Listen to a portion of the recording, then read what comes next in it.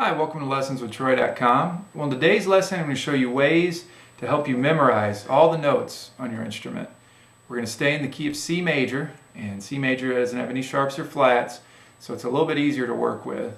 Okay, I'm going to take you through step by step, and we'll start off learning all the notes on your single strings. Okay, and then we'll take notes and then we'll move these notes in different positions so that you know not only notes on one string, but you can play that same note on multiple strings. And also we'll work with octaves, and hopefully by the end of this you'll be a lot closer to memorizing all the notes on this thing. Okay, let's get going there. Okay, so once again we're going to be working in the key of C, and the key of C major is easy to work with because it doesn't have any sharps or flats. But a good way of thinking about the key of C is knowing where your half steps and whole steps fall. Okay, so what I like to think of is just where the half steps are. You have a half step in between E and F, and you have a half step in between B and C. Okay, that's everywhere on your instrument. So anywhere you have a B to a C, or even backwards, a C to a B, or an E to an F, those two are going to be right next to each other. Okay, for example, on your second string, open to first fret is B to C. Those two are right next to each other. Okay, but C to D has a fret in between. So that's a good way, once we start learning these ones on single strings, that's a good way of keeping in mind where these notes are. Okay, everything's going to have a fret in between except from E to F and from B to C. Okay, everywhere on every string it's going to be like that. Fret in between all your notes except B to C and E to F. Okay, well, that being said, let's go and get started with that first string there. That's a D string. Okay, and I'm in G, B, D for my sixth string. That's G, B, D, G, B, D tuning.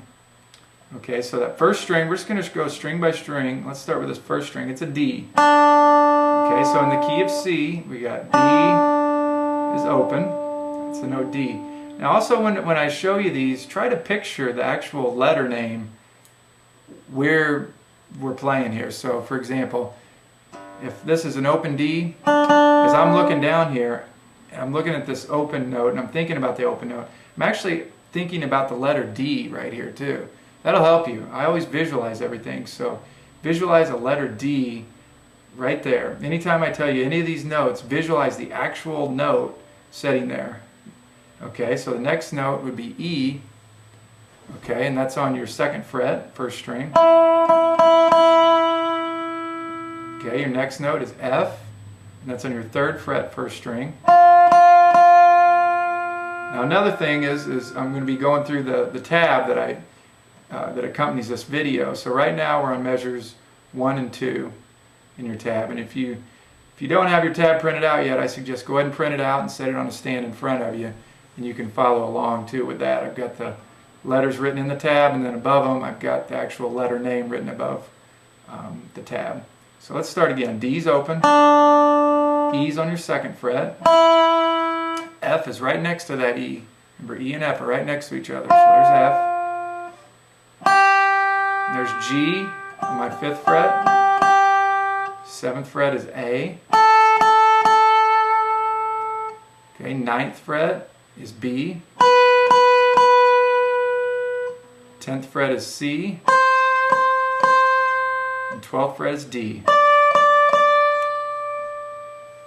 Okay, so if that sounds weird to you, it's because we're going from D to D in the key of C major. Okay, it's not a D. It's not going to sound like a major scale. It's going to sound a little bit different because we're not going from D to D and including certain sharps that would make it sound like a major scale. We're just keeping everything in the key of C so you can visualize it without any sharps or frets right now.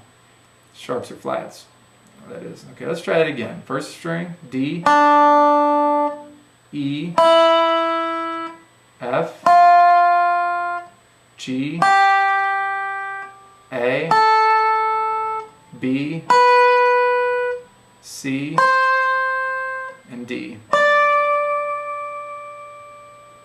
Okay, let's go ahead and move on to the second string.